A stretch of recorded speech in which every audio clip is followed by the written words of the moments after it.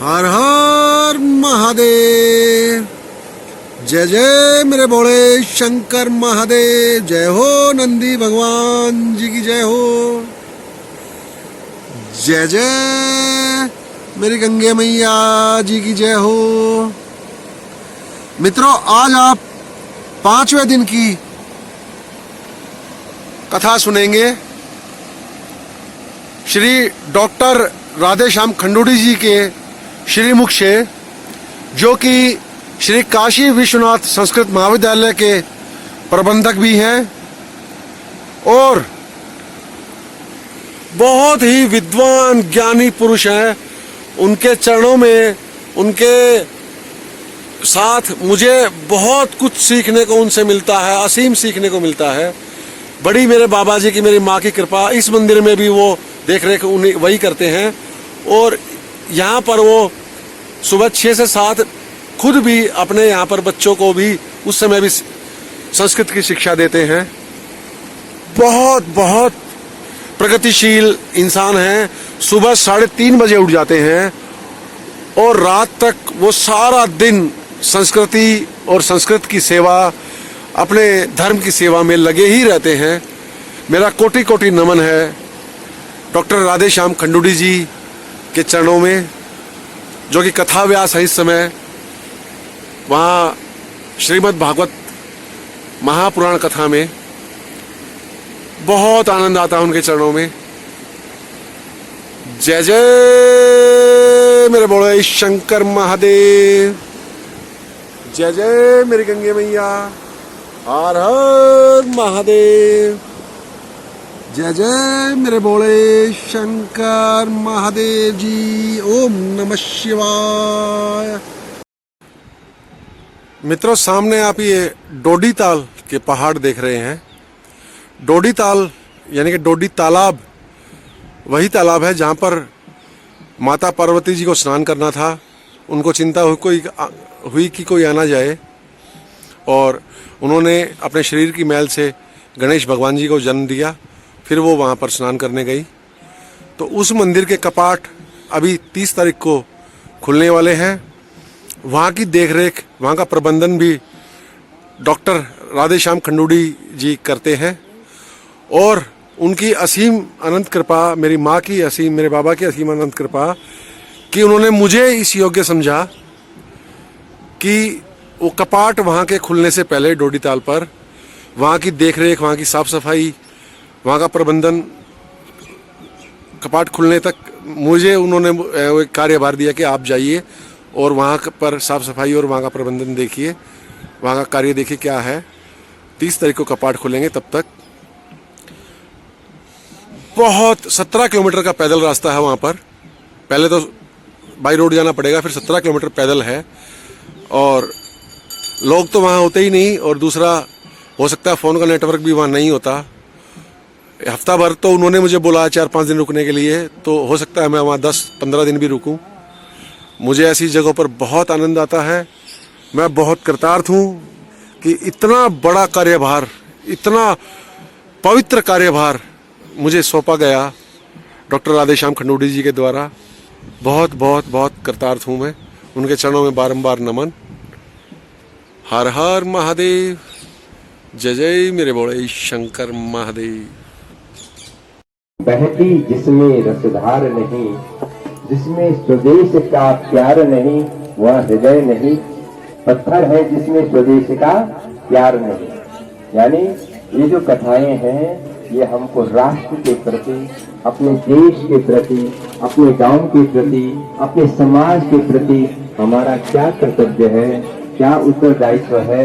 हम भी कुछ लोगों के काम आ सकते हैं। जय कंडाल देवता जी। देश की गरिमा और महिमा को अपने कर्म के द्वारा, अपने पराक्रम के द्वारा, अपने शौर्य के द्वारा, अपने कर्म निष्ठा के द्वारा, अपने सत्य निष्ठा और ईमानदारी के द्वारा इस देश को संपूर्ण भारत में विश्व का गुरु जो पहले था उसको फिर से बना सकते हैं, कायम कर सकते हैं। ऐसी भारत माता है। तो धन्यासु ते भारत भूमि भागे। वे लोग धन्य हैं जिनका जन्म भारत वर्ष में हुआ है। देखा लोग भी तरसते हैं यहाँ जन्म लेने के लिए। और फिर हम लोग तो भारतवर्ष का जो भाग है उत्तराखंड, और उसका भी जो शिखर है एकदम गंगोत्तरी है ना, गंगा जी जहाँ उतरी उस पर निवास करते हैं। तो हम लोगों को तो कितना पूर्व जन्म में हमने तप किया होगा, पुण्य किया होगा, जो ऐसी धरा पर माँ गंगा के इस पावन तट पर हमको जन्म मिला है। ये कोई साधारण बात नहीं है। इस गंगा के दर्शन के लिए पूरे देश और दुनिया से लोग तड़प करके आते हैं। 2 साल से लोग तड़प रहे हैं कि कब हम गंगा माँ के दर्शन करें, और हम सौभाग्यशाली हैं कि नित्य प्रति गंगा के दर्शन करते हैं, और गंगा के केवल दर्शन मात्र से मुक्ति मिल जाती है। गंगा गंगेति यो भूर्यात् यो जनानां शतैरपि मुच्यते सर्वपापेभ्यो विष्णुलोकं स गच्छति। गंगा तद्दर्शनात् मुक्ति, गंगा के दर्शन मात्र से मुक्ति होती है। स्नान करने की तो जरूरत ही नहीं है, स्नान करने की जरूरत नहीं। गंगा तद्दर्शनात् मुक्ति, दर्शन मात्र से ही मुक्ति हो जाती है। बताओ, इतना महात्म्य हमारे वेद पुराणों और शास्त्रों में कहा है। तो आइए, ये जो 3 भरत हुए हैं हमारे देश में, इनका पहली भरत की कथा आ रही है। ये राजा था, क्षत्रिय था, शौर्य निष्ठा था, लेकिन एक दिन क्या हुआ कि आपस में कुछ खटपट हो गई पति पत्नी, राजा की और रानी की, भरत जी महाराज की और उनकी भाई प्रणाम। यामि चिन्तयामि सततं मयि सा विरक्ता, साप्यन्यमिच्छति जनं सजनो न सक्तः, अस्मत्कृते च परितुष्यति केचिदन्ये, धिक्तं च तां च मदनं च इमां च मां च। राजा भरत को लगा कि मैं अपनी पत्नी से इतना प्रेम करता फिर भी पता नहीं क्यों झगड़ा करते हैं। वो समझाती थी कि क्रोध भी उसी से ज्यादा होता है जिससे ज्यादा प्यार होता है, लेकिन राजा भरत के दिमाग में बात बैठती नहीं। वो सोचता था कि ऐसी झगड़ती है, लेकिन वो समझाती, रानी समझाती थी कि झगड़ा भी होता है, प्रेम भी होता है, पर उसी से होता है जो अपना है। गैरों से थोड़ी होता है झगड़ा, अपनों से ही तो होता है। पर न राजा ने एक दिन बिल्कुल कह दिया, भरत तू झगड़ती है, मैं जोगी बनता हूं। तो रानी ने कहा कि बन के दिखा, और वो भी चल पड़ा। बोला खबरदार फिर भारतवर्ष में मत रहना। बोला कोई बात नहीं, मैं पूरा राज्य ही छोड़ दूंगा भारत को, और सीधे पहुंच गया नेपाल, दूसरे देश में। और वहां जहां सालग्राम शिला मिलती है, जिस नदी में, गंडकी नदी के किनारे जाकर के, और वह गायत्री मंत्र का जप करने लगा। सारे मंत्रों में श्रेष्ठ मंत्र है गायत्री मंत्र, भगवती की उपासना। इसमें है धीमहि धियो यो नः प्रचोदयात्। धीमहि माने बुद्धि की देवता है गायत्री। हमारी बुद्धि ठीक होगी तो सारा शरीर भी ठीक होगा, मन भी ठीक होगा, और दुनिया भी ठीक होगी। और बुद्धि खराब हो गई, अगर बुद्धि खराब हो गई तो सारी दुनिया खराब हो गई, सारा शरीर खराब हो गया। तो ये गायत्री मंत्र बुद्धि के देवता है, विद्या के देवता है, इसलिए सारे मंत्रों में श्रेष्ठ है गायत्री मंत्र। गायत्री मंत्र का जप करने लगे, और गायत्री मंत्र का जप करते करते एक दिन की बात है, एक मृगी के पीछे एक बाघ पड़ा हुआ था। आगे आगे मृगी जा रही है, पीछे पीछे बाघ। भागते भागते मृगी उस कुटिया पर पहुंचे जहां पर ये राजा भरत गायत्री मंत्र का जप कर रहे थे नदी के किनारे, और उसने बाघ के डर के मारे उस नदी में छलांग लगा दी। वो बेचारी गर्भवती थी और पूरे महीने थे। जब छलांग लगा दी तो उसका गर्भ गिर गया, और गर्भ गिर गया। इधर राजा भरत देख रहे हैं। उसने कहा अरे राम राम राम, ये तो बह रही है, इसको बचाने के लिए गया। मृगी को तो नहीं बचा पाया, पर उस अभी अभी जो शावक हुआ है, जो मृग हुआ है, इसको बचा लिया, बचाया, किनारे लाया। बोला राम राम, अब इसका दुनिया में कोई भी नहीं है। दया करना धर्म है, पर दया करते करते आसक्ति होना ही पाप है। ठीक है, उसको बचा लिया, 1-2 दिन उसको दूध पिलाते, पर अब धीरे धीरे भरत जी का उससे आसक्ति हो गई। राम राम, अब इसका कोई दुनिया में नहीं। उसके लिए कहीं से दूध की व्यवस्था की, फिर वो थोड़ा बड़ा हुआ, अब उसके लिए घास की व्यवस्था करने लग गए। धीरे धीरे माला भी छूटी, जप भी छूटा, संध्या भी छूटी, तप भी छूटा और केवल अब गप ही गप रह गई और गप मानने लगे उस मृग शावक के साथ। मृग शावक के साथ में गप मारने लगे और उसको सहलाने लगे और उससे बातचीत करने लगे। बताइए, घर छोड़ा, बाल बच्चों के साथ में गप मारते, पति के साथ गप मारते, पर घर भी छोड़ा, जहां भी जाओगे संसार वहीं तैयार हो जाता है। बनीति दूषा प्रभवन्ति राजिनाम् गृहेति पंचेन्द्रिय निग्रहस्तपः अकुत्सिते कर्मणि प्रवर्तिते निवृत्तरागस्य गृहं तपोवनम् निवृत्तरागस्य गृहं। इधर आइए व्यासी, आइए। रुपए कितने देंगे पर फूलों की माला जरूर देंगे। बोलिए व्यासी महाराज की जय। तो जिसने मन को जीत लिया है और जो घर में अपनी पत्नी को लक्ष्मी समझे और पत्नी अपने पति को नारायण समझे और घर में लक्ष्मी नारायण का मंदिर बन जाए, वह घर ही तपोवन हो जाता है। घर छोड़ने की आवश्यकता नहीं है। त्यागो न तस्यात् गृह शून्य भावः त्यागो न तस्यात् रमणीयोगः त्यागो न तस्यात् अभिवित्तनाशः त्यागो हि तस्यात् अहमो विनाशः। हमारे वेद शास्त्र और पुराण कहते हैं कि घर छोड़ने की आवश्यकता नहीं, धन छोड़ने की आवश्यकता नहीं, पत्नी छोड़ने की आवश्यकता नहीं, पर छोड़ना है तो मैं शब्द छोड़ो, ममता, मैं बस जो करता है सब भगवान है ना। मैं को छोड़ो, आलस्य को छोड़ो तो सब कुछ मिल जाएगा।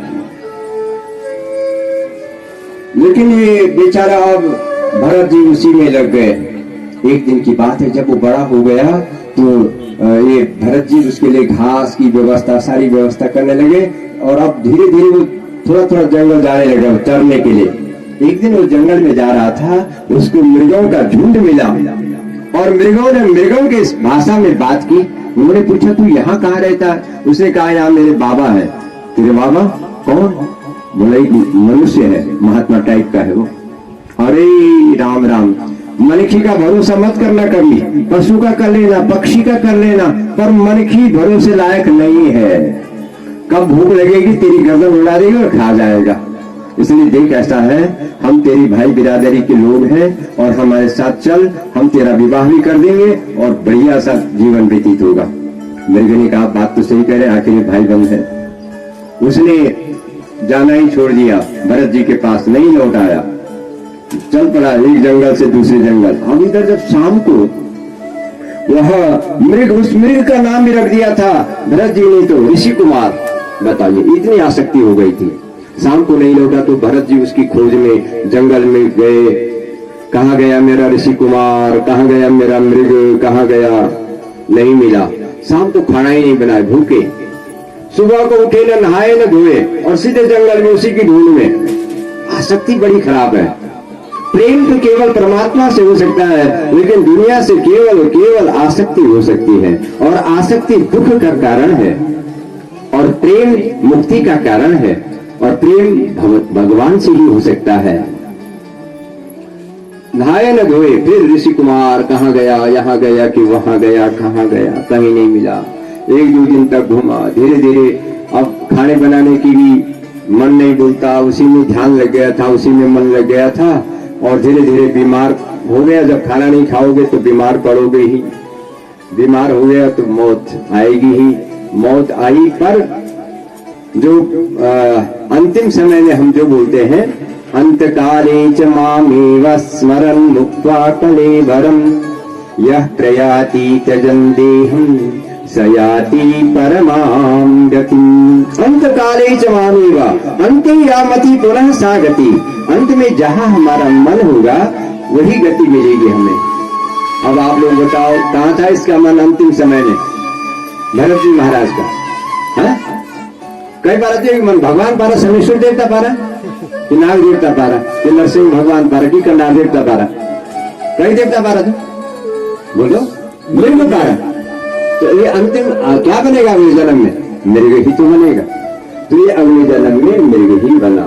ये बाहर का कपड़ा बदलता है जिसको हम शरीर कहते हैं, ये कपड़ा है, ये कपड़ा बदलता है, पर जो अंदर की आत्मा है अजर अमर और नित्य और अविनाशी है। ये जैसे हम कर्म करते हैं उसके अनुसार उसको अगली योनि प्राप्त होती है।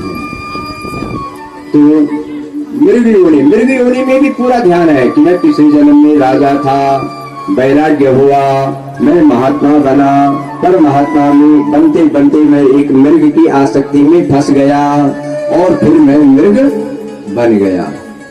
और धीरे धीरे मृग की उम्र कम होती है, मृग शरीर छूटा और फिर अगला जन्म भगवान की कृपा से हुआ, इसका ब्राह्मण घर में हुआ। ये सीढ़ियां है ना, ये जो 4 वर्ण है, चातुर्वर्ण्यम मया श्रेष्ठम गुण कर्म विभागशः तस्य कर्तारमपि मां विद्य कर्तारमव्ययम् न मां कर्माणि लिम्पन्ति न मे कर्मफले स्पृहा इति मां यो विजानाति कर्मभिर्न स बध्यते।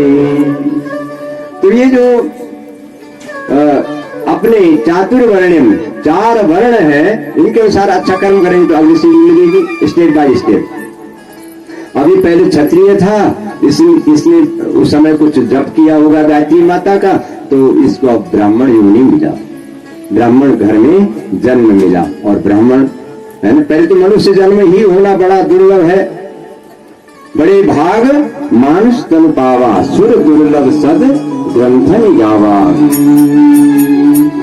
बड़े भागे मानुष तन पावा, बड़े भाग मानुष तन पावा, बड़े भाग मानुष तन पावा, बड़े भाग तन पावा, सुर दुर्लभ सवे गंधनि गावा, सुर दुर्लभ सवे गंधनि गावा।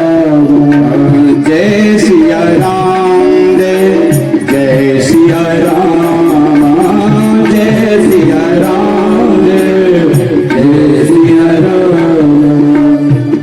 बड़े भाग्य से मिलता है मनुष्य जीवन, और इसको तो ब्राह्मण शरीर मिला है, फिर तो कहना ही क्या। अब की बात पे इसलिए भरत जी ने विचार किया, कुछ बोलूंगा नहीं, ज्यादा बोलने से आदमी फंसता है, इसलिए शांत हो गए। ऐसी कुछ हुई कि इनके माता पिता बचपन में गुजर गए, और बड़े बड़े भाई लोग थे, इसको विद्यालय भेजा, पढ़ाते थे गुरुजी लोग, कुछ नहीं बोलता, 1-2 महीने का कुछ नहीं बोला, न कुछ लिखा न बोला। गुरुजी लोगों ने भाइयों को बुला करके कहा कि भाई ये तो बिल्कुल जड़ है, जड़ बिल्कुल मूर्ख है, कुछ समझ में नहीं आती, इसको घर ले जाओ।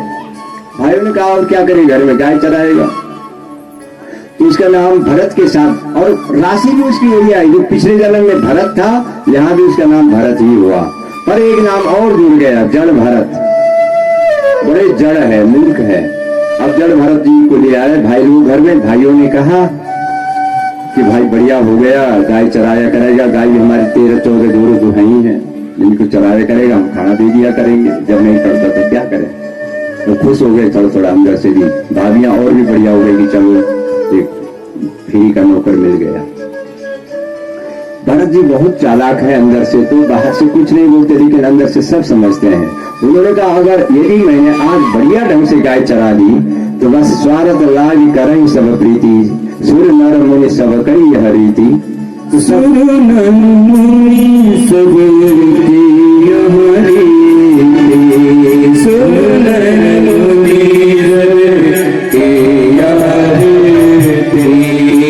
नर मुनि सब करी यह रीति, सुर नर मुनि सब करी यह रीति।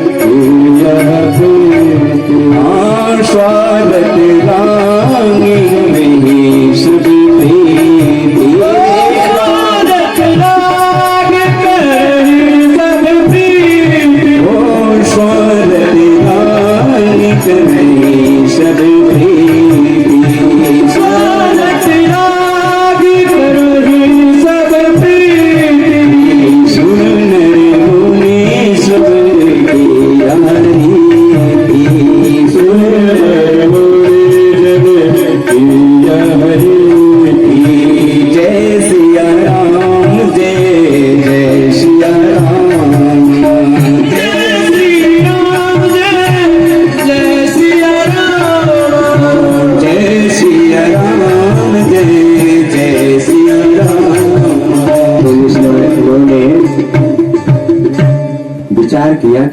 आज बढ़िया ढंग से गाय चला दी गई तो ये छोड़ेंगे नहीं। इसलिए इन्होंने क्या किया, गाया ले गए और गेहूं के खेत में लोगों ने बाढ़ लगा रखी थी, गेहूं की बाढ़ इधर की और सारे गायों को अंदर।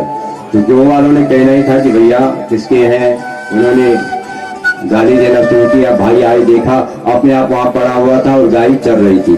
और भाइयों ने कहा खबरदार घर आएगा तो बहुत पीटेंगे। उन्होंने कहा बढ़िया हुआ, मुक्ति मिल गई। बस अब जड़ भरत जी चले गए जंगल की ओर और प्रभु का नाम सुमिरन करने लगे। राजन भगवान का नाम जपने लगे। मिल जाता तो खा लेते, नहीं मिलता तो पड़े रहते। उन्होंने कहा बस अब की बात तो न किसी से बोलेंगे, न किसी से मांगेंगे, न अपेक्षा है, न प्रतीक्षा है, न कोई परीक्षा है, न किसी की परीक्षा लेंगे, न किसी की उपेक्षा करेंगे, न समीक्षा करेंगे। बस केवल और केवल और केवल परमात्मा के लिए इंतजारी करेंगे। परमात्मा के लिए बस कब उसके दर्शन हो जाए, अब दुनिया के चक्कर में नहीं। तो इधर जब जड़ भरत जी इस परम वैराग्य की हालत में, परमहंस वृत्ति में रहने लगे, एक दिन की बात है कि एक भील राजा था। उसने भगवती के मंदिर में मनोती मांगी कि यदि मेरी संतान हो जाए तो मैं तुझे बलि चढ़ाऊंगा। और होना ही था, भगवान की कृपा से हो ही गया। लेकिन बलि चढ़ाने का मतलब है कि जो हमारे अंदर अवगुण है, दुर्गुण है, उन्हें हम छोड़ें, यही बलि है। कोई भी एक दुर्गुण। पर उसने तो उल्टा समझा। उसने कहा किसी के नर बलि, मनुष्य की बलि दे देंगे तो शायद और प्रसन्न हो जाएंगे। उसने कहा किसकी, अगर देना ही था तो अपनी बलि दे देता, पर न दूसरा चाहिए। खोजते खोजते इन्हें जड़ भरत जी मिल गए। जड़ भरत जी से कहा कि उठो, उठे, किसी से कुछ नहीं बोलते, मौन। भाव संसुजरिति तपो मानस मुच्यते, मानसिक तपस्या है, जितना मौन रह सको। गए, उन्हें बढ़िया बढ़िया कपड़े पहना दिए, बढ़िया बढ़िया भोजन 4-5 दिन खिलाया।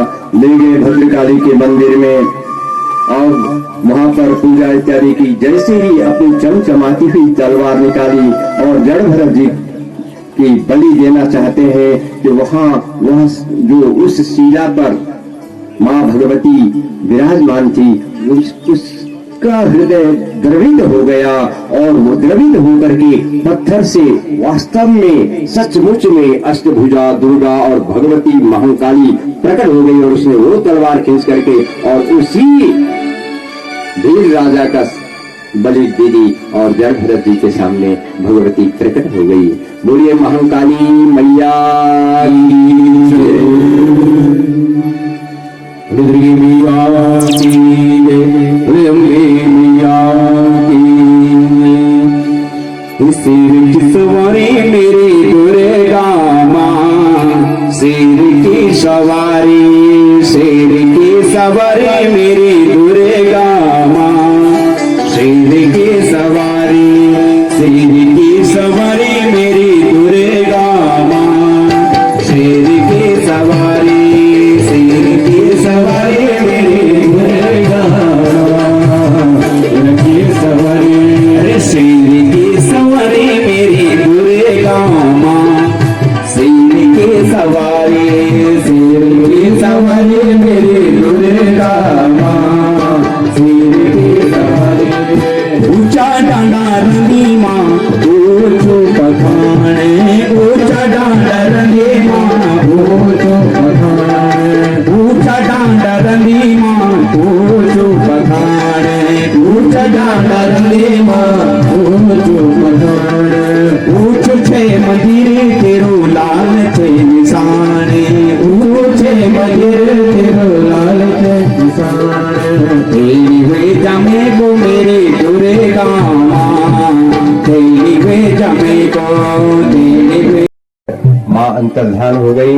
जड़ भरत जी उसी वृत्ति में लगे जो उनका स्वभाव था। उनका अपने स्वभाव को भगवान के दर्शन होकर के भी उन्होंने उस स्वभाव में कोई चेंज, कोई बदलाव नहीं किया, वही कोई प्रभाव नहीं डाला जनता पर।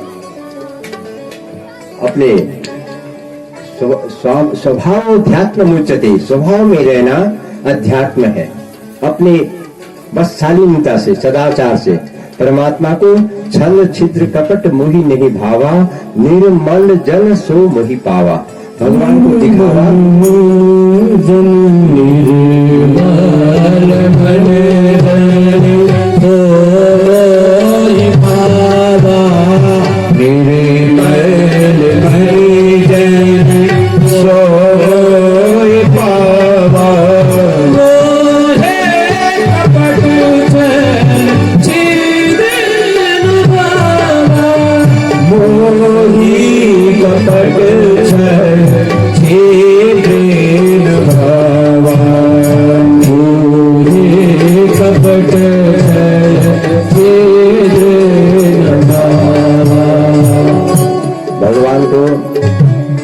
आध्यात्मिक आदमी है उसको दिखावा, कपट, छल, दंभ, द्वेष, पाखंड ये सब साधारण स्वभाव अध्यात्म मुच्यते, अपने स्वभाव में रहना ये अध्यात्म की पहली प्रथम सीढ़ी है, प्रथम शर्त है। तो ये अपने स्वभाव में रहने लगे। एक दिन की बात है, उसी रास्ते एक राजा था, उसका नाम था रघुगण, और वह कपिल मुनि के पास उसने कहा जिंदगी यूं ही बीत गई, कभी किसी से पढ़ाई तो बहुत की, शिक्षा तो बहुत आती है, कई भाषाएं आती हैं, कई विज्ञान आते हैं, पर दीक्षा नहीं आई। और जब तक दीक्षा जीवन में नहीं है तब तक वह संस्कार युक्त नहीं है। तो दीक्षा कहीं कहीं मिलती है। शिक्षा तो दुनिया भर की, आपको पहाड़ पर चढ़ने की शिक्षा मिल जाएगी, तैरने की शिक्षा मिल जाएगी, पढ़ने की शिक्षा, फिजिक्स, केमिस्ट्री, मैथ, सारी शिक्षाएं हैं, कई शिक्षा के केंद्र हैं। लेकिन दीक्षा आपको, ये जो रविकांत जी का जो ऐसा भागवत है, या कहीं पर भी जो भागवत, पुराण, वेद, हमारे मंदिर, वहां पर दीक्षा मिलती है, वहां पर हमारे जीवन दर्शन मिलता है, हमको क्या कैसा रहना है, कैसा सहना और कैसा कहना है, ये दीक्षा है। तो ये राजा को लगा कि जिंदगी यूं ही बीत गई, किसी संत महापुरुष के पास जाकर के कुछ दीक्षा ग्रहण करे, और जा रहे बैठ करके पालकी में, और बीच में जो पालकी ढोने वाले थे, एक की तबियत बिगड़ गई। उसने कहा महाराज मरता हो, क्या हुआ? पेट दर्द हो रहा है महाराज। अरे इस जंगल में अब कौन मिलेगा, देखो किसी को। देखा तो जड़ भरत जी लेटे हुए। महाराज एक तकड़ा सा आदमी है, जरा बुलाओ उसको। उसको कहा उठो, उठा, लगो पालकी पर, लगा पालकी पर। अब वह जब पालकी पर लग गया तो जो भक्त होता है सीधे भगवान से बात करता है, उसका अटैचमेंट, उसका कनेक्टिविटी भगवान से होती है। उसने कहा हे भगवान, जिसको मैं ये पालकी में ढो रहा हूँ ये है कौन? अंदर से आवाज आई कि थोड़ी देर में तेरा चेला होने वाला। अच्छा, एक चेला और हो जाएगा। तब तो जड़ भरत जी बड़े प्रसन्न हुए। आगे चिंटियों की लाइन जा रही थी, और उन्होंने जैसे ही वो चिंटियां जा रहे थे, उनको बचाने के लिए कभी यहाँ से वहां छलांग लगाते, कभी वहां से वहां छलांग लगाते, और जैसे ही छलांग लगाते राजा का सिर ऊपर पालकी से टकरा जाता। राजा कहने लगा तुमको चलना नहीं आता? उन्होंने कहा महाराज ये जो नया नया आदमी आया है इसको चलना नहीं आता। अच्छा, इसको मैं अभी सिखाता हूँ। और 2-4 बार जब ऐसे लगा, उसने कहा ये तो बड़ा जड़ है, इसको थोड़ा दंड देना पड़ेगा। जैसे ही कहा कि पालकी रोको, और रोक करके अपनी तलवार निकाले और कहने लगा इसको मैं अभी अभी परलोक पहुंचा देता हूं। तो पहली बार जड़ भरत जी की जुबान खुली, किसी के भले के लिए, किसी के हित के लिए, किसी के मंगल के लिए। उन्होंने कहा ऐसे ऋषि के पास पालकी में बैठ करके जा रहा है जिस ऋषि के साप से सगर के 60,000 पुत्र भस्म हो गए थे, और उसके पास एक पालकी में बैठ करके और ज्ञान प्राप्त करने के लिए जा रहा है। ज्ञान मिलेगा इसको कि शाप मिलेगा? तो पहली बार जुबान खुली, हे राजन, जो ये आप तलवार दिखा रहे हैं, आप मुझे नहीं मार सकते, तलवार मुझे नहीं मार सकते, शस्त्र अस्त्र मुझे नहीं मार सकते, आग मुझे जला नहीं सकती, पानी मुझे गला नहीं सकते, हवा उड़ा नहीं सकती। नैनम छिन्दन्ति शस्त्राणि, नैनम दहति पावकः, न चैनम त्रेजयन्त्यापो, न शोषयति मारुतः। अच्छेद्यो यमदाह्यो यमपृदुषुषेव च, नित्यः सर्वगतस्थाणु रचलोऽयं सनातनः। हे राजन, मैं सनातन हूँ और अविनाशी हूँ, नित्य हूँ, हमेशा हूँ, तुम मुझे नहीं मार सकते। राजा ने पुस्तकें तो पढ़ी हुई थी कि तो बड़ी आत्मा की बात कर रहे हैं, आत्मा अजर अमर नित्य और अविनाशी है। एकदम राजा की समझ में आ गया ये कोई सिद्ध बुद्ध पुरुष है, ये कोई साधारण नहीं है। किंतु जो सिद्ध और बुद्ध पुरुष होता है, जो ज्ञानी पुरुष होता है, उसके कभी बाह्य आकृति ऐसी नहीं होती कि बहुत बड़ा सिद्ध महात्मा होगा, कभी भी नहीं लगता। कभी आपको कोई ऐसा साधारण सा इंसान मिले तो उसको पहचानने की जब भगवान दिव्य दृष्टि देंगे तब हम किसी सिद्ध और बुद्ध को पहचान पाते हैं। नहीं तो हमारे सामने से गुजर जाते हैं, हम कहते हैं कि पागल है और ये ऐसे ही है, और जिसके हम बहुत चड़क वड़क देखते हैं और ये तो बड़ा महात्मा है, बड़ा महात्मा है। नहीं, साधारण तो भगवान की कृपा से ऐसी दिव्य दृष्टि मिलती है कथा के माध्यम से। बस राजा रघुगण जड़ भरत जी के चरणों में गिर पड़े और शिक्षा प्राप्त की। बस यही जन्म जो राजा रघुगण का था, यह अंतिम जन्म था, और इसी जन्म में उन्होंने बिल्कुल अंतर्मुखी 9 प्रकार के मुख होते हैं ना, कोई वेद मुखी होते हैं जो वेद पाठ करते हैं, कोई अंतर्मुखी होते हैं जिन्हें आंतरिक ज्ञान होता है, पढ़े लिखे कुछ नहीं, बोलते कुछ नहीं, पर आंतरिक ज्ञान है कि मुझे क्या करना चाहिए, क्या नहीं करना चाहिए। कोई गुरुमुखी होते हैं, कोई गौमुखी होते हैं, गौमुखी नहीं होते माला जपने की, गौमुखी, कोई वेदमुखी, कोई गुरुमुखी, कोई आत्म है अंतर्मुखी। तो जो अंतर्मुखी है वो सबसे श्रेष्ठ है, जिसको आंतरिक ज्ञान हो गया है वो श्रेष्ठ है। तो इसके बाद अब श्री सुखदेव भगवान जो साक्षात भगवान शिव जी के अवतार हैं, राजा परीक्षित को यह पावन और दिव्य कथा माँ गंगा के तट पर सुनाते हुए कहते हैं, हे राजन, इसी स्कंद में आगे एक बार देवताओं का और दैत्यों का पुनः झगड़ा हुआ, और देवताओं के जो राजा हैं इंद्र, इन्होंने दुर्वासा ऋषि का अपमान किया। दुर्वासा ऋषि ने इंद्र के गले में माला डाली, और देखते ही देखते इंद्र ने सोचा कि मेरी जो माणिक्य की माला है, मणियों की माला है, दब गई है फूलों की माला से। उन्होंने उस माला को उठा करके अपने ऐरावत जो हाथी है उसके गले में डाल दिया, और हाथी ने उसी समय कुचल दी वो माला, और दुर्वासा ऋषि ने देख दिया। दुर्वासा ऋषि ने शाप दे दिया, अरे ये ब्राह्मण का आशीर्वाद है, फूलों में तो लक्ष्मी का वास होता है, इसलिए कोई हमको फूल दे दे, प्रसाद दे दे, उसको बहुत आदर और सम्मान के साथ में लेना चाहिए। लेकिन इस इंद्र ने तो अपने पद के उसमें कि मेरे माला, मेरा श्रृंगार खराब हो रहा है, कहीं नहीं होता है। किसी की टीका लगाओ तो अगर कोई ब्यूटी पार्लर से ठीक ठाक बन करके आए तो कहते हैं पंडित जी जरा टीका जरा थोड़ा सा लगाना है ना, कहीं वो मेकअप में गड़बड़ी न हो जाए। उसमें क्या है, टीका लग जाए तो टीका तो बहुत बड़ी चीज है ना, टीका लग जाए तो है ना। टीका तो कई प्रकार की होती है, एक ग्रंथ की भी टीका होती है, एक माथे पर टीका लग जाए और किसी ब्राह्मण के हाथ से लग जाए तो उससे हमारे जो दुर्विचार है, कुविचार है, कुतर्क है, तर्क वितर्क कुतर्क सब समाप्त होते हैं और विचार सद्बुद्धि की ओर आते हैं। इसलिए तो बीच में लगा दें विचार अच्छी जगह आ जाए। तो ये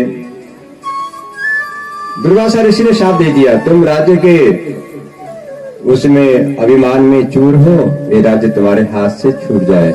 इंद्र के हाथ से राज्य छूट गया और गुरु बृहस्पति जी भी नाराज हो गए, मुझे भी तुम्हारी पूजा पाठ नहीं करनी, बस रहने दो, तुम में ज्यादा ही कुछ अहंकार जैसा आ गया है। तो देवताओं ने भी कहा कि कोई चिंता नहीं, हम औरों की व्यवस्था कर देंगे, ब्राह्मणों की कमी थोड़ी है।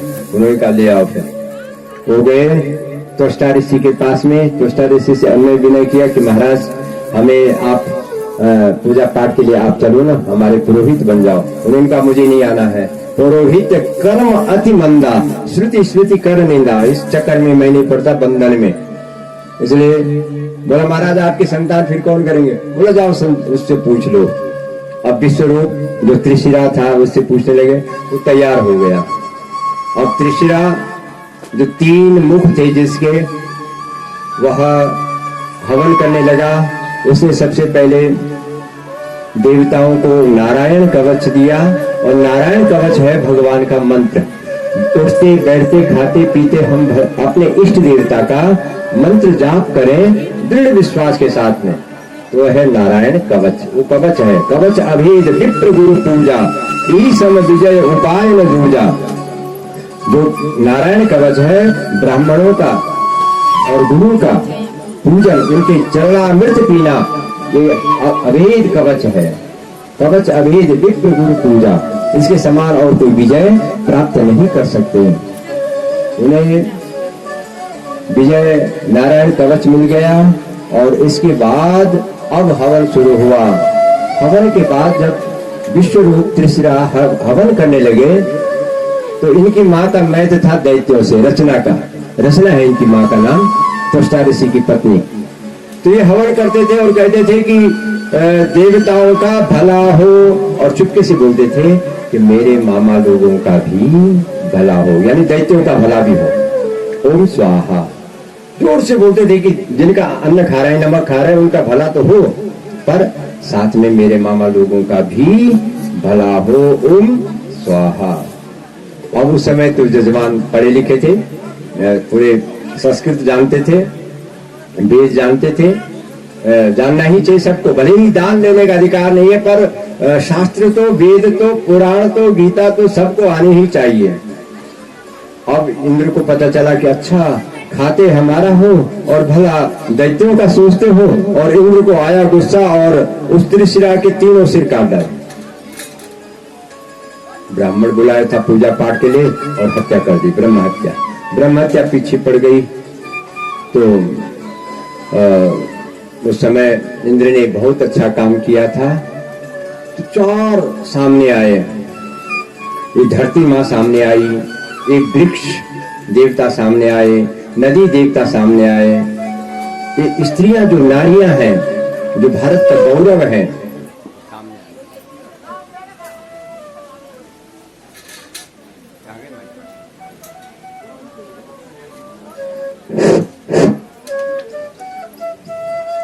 ये सब सामने आए। वृक्षों ने कहा, हे इंद्र, जब तक तुम्हारा साम्राज्य था तुमने जगह जगह वृक्षों को लगाया और सारी जनता को आदेश दिया कि छोटे छोटे पेड़ों को पनपने दो, उनको बड़े होते ही मत काटो, वो हमारे गायों के काम आएंगे, उनकी पत्तियां, उनके बड़े पेड़ हमें छांव देंगे, हमारे वातावरण को, पर्यावरण को शुद्ध करेंगे। ये इसलिए हे इंद्र, एक हिस्सा हम ब्रह्म हत्या का लेते हैं। तो जो पेड़ों में जो सेल, जो गोंद निकलता है, वह ब्रह्म हत्या है। उसके बाद ये नदी देवता, सारी नदियां, गंगा जी, यमुना जी, ये सब सामने आए। हे इंद्र,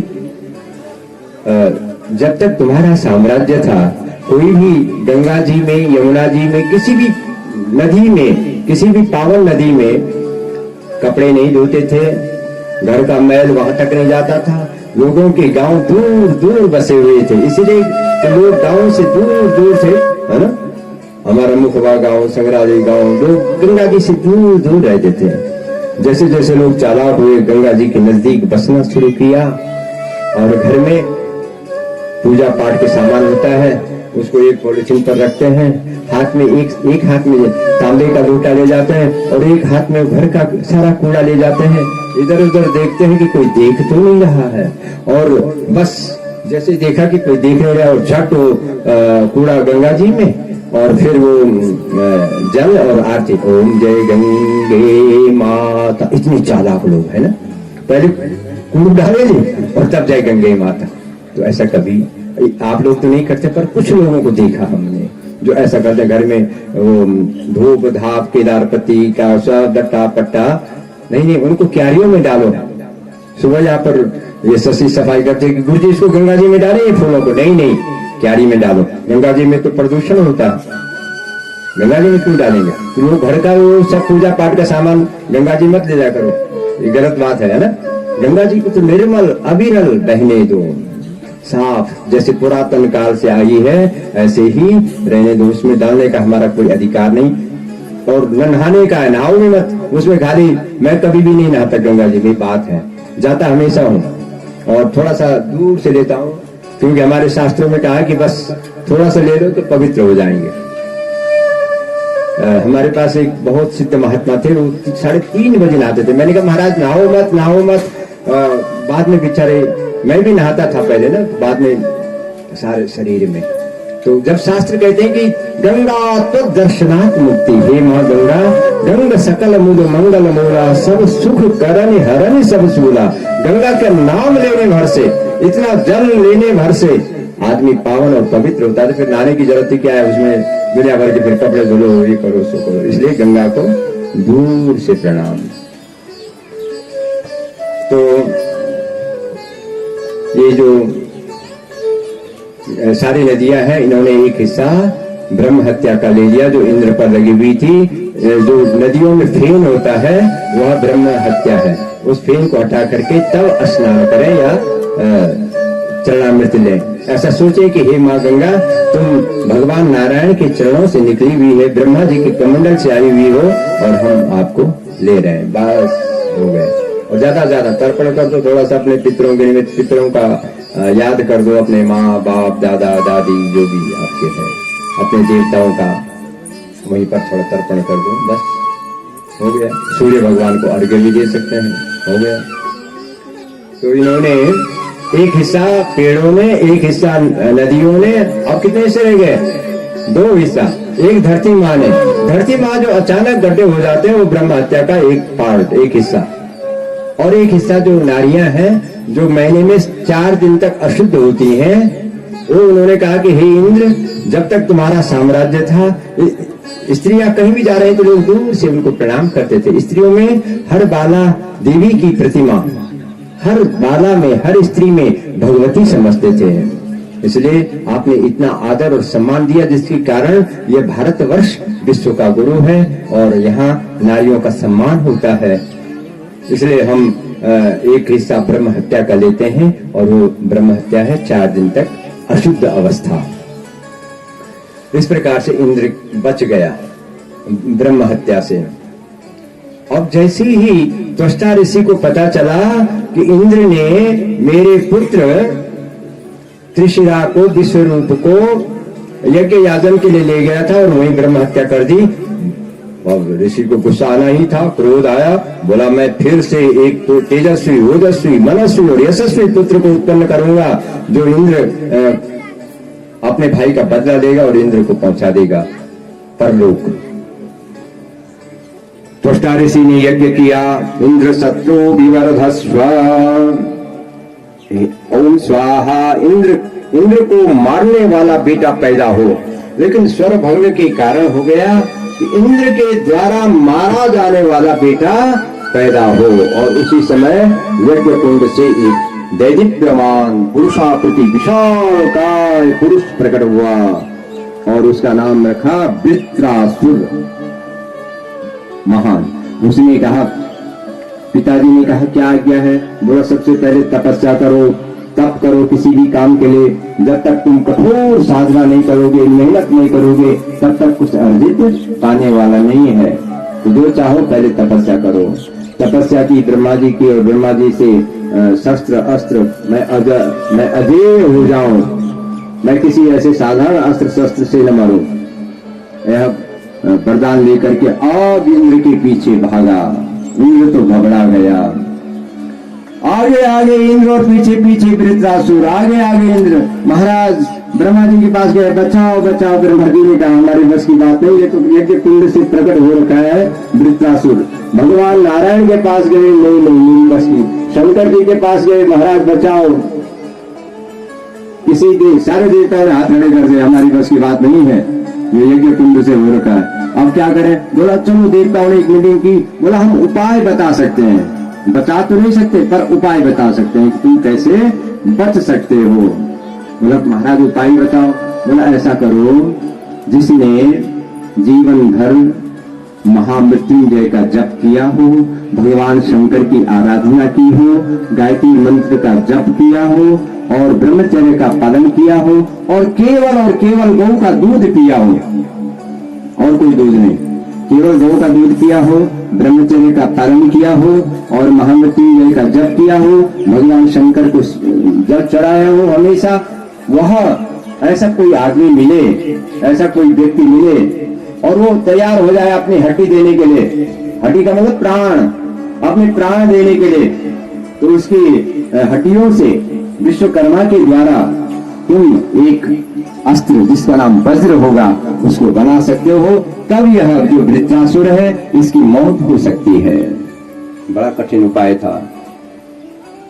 सारे घुमा इंद्र पर कहीं ऐसा निराला, अनोखा, अलौकिक, अद्भुत, आश्चर्यचकित व्यक्ति कहीं नहीं मिला। आप लोगों को मालूम होगा क्या नाम है इस व्यक्ति का? कोई मिला तो है एक, नहीं तो कथा सुनो थोड़ी। क्या नाम था इसका और कहाँ मिला? ये अमेरिका में मिला कि इंग्लैंड में या फ्रांस में या जर्मन में? देखिए, भारत भूमि कर्म भूमि है, ये बुद्ध भूमि है, युद्ध भूमि है, तपो भूमि है यह भारतवर्ष। तो जो यहां मिलेगा और कहीं नहीं मिल सकता। तो तपस्वी भी यही मिलेंगे, यही था वो तपस्वी। और कोई बताओ तो सही उसका नाम। हाँ, दीदी ने बताई, दधीची ऋषि। देखो आके चलो लाज रखे दीदी ने, और चुप तो चाहे। चलो ठीक, धन्यवाद। तो दधीची ऋषि, अब इंद्र जो है वेश बदल करके, ब्राह्मण बन करके दधीची ऋषि की कुटिया में गए। महाराज जी हरिओम। महाराज जी ने कहा आओ आओ। इंद्र क्या, ओ इंद्र तो बिल्कुल सहम गया। उसने कहा इसको पहचान गया। अरे पहचानते क्यों नहीं? जिसने जिंदगी भर तपस्या की होगी वो उसके सामने कैसे भी बाहर का चोला कुछ भी पहन लो, लेकिन वो तो अंदर से देखेगा ना कि जिसके है कौन। बोला क्या चाहिए इंद्र? बोला महाराज बड़ा परेशान हूं। अरे मांगो ना, हम तो ब्राह्मण है, ऋषि है। ब्राह्मणस्य देहोयं क्षुद्र कामायनिष्यति त्यागाय तपसे चेह प्रेत्या अनंत सुखाय च। ब्राह्मणों का जो शरीर है, जो शरीर कोई भोग और ऐश्वर्य के लिए नहीं है, ये तो त्यागाय तपसे चेह, त्याग और तपस्या के लिए मिला है। और बाद बाकी तो शरीर हाथ छोड़े या 100 साल बाद छोड़े, छोड़ना तो वही एक दिन, उसमें भी क्या बात है। आप बताओ क्या चाहिए? महाराज वही चाहिए। अरे वही क्या चाहिए? आपका शरीर। अच्छा मेरे प्राण। बोला चिंता मत करो। दधीची ऋषि ने प्राणायाम लगाया। जिस तालु को माँ बचपन में ना, यहाँ जो फटकता है बच्चे को तेल डालती है माँ, बस वहां से ब्रह्मरंध्र कहते हैं उसको, ब्रह्मरंध्र से दधीची ऋषि के प्राण ऊपर चल गए। ऊर्ध्वं गच्छन्ति सत्त्वस्था मध्ये तिष्ठन्ति राजसाः जगन्य गुणवृत्तिस्था अधो गच्छन्ति तामसाः। जो सात्विक लोग होते हैं उनका प्राण या तो आंखों से, कान से, मुख से ऐसे जाते हैं। ऊर्ध्वं गच्छन्ति सत्त्वस्था मध्ये तिष्ठन्ति राजसा जगन्य गुणवृत्तिस्था। 3 अलग अलग जगह से प्राण जाते हैं। प्राण निकल गया, वह शरीर विश्वकर्मा को दे दिया गया। विश्वकर्मा ने उसका वज्र बना दिया और वज्र बना करके अब इंद्र ने ललकारा वृत्रासुर को कि अब आ जा तू। अब वृत्रासुर और युद्ध का भयंकर, इंद्र का भयंकर युद्ध होने लगा। युद्ध करते करते जैसे ही इंद्र ने उस वज्र को प्रहार करना चाहता है वृत्रासुर पर, वृत्रासुर ने कहा ठहर रुक। इंद्र ने कहा मरने से डरता है क्या?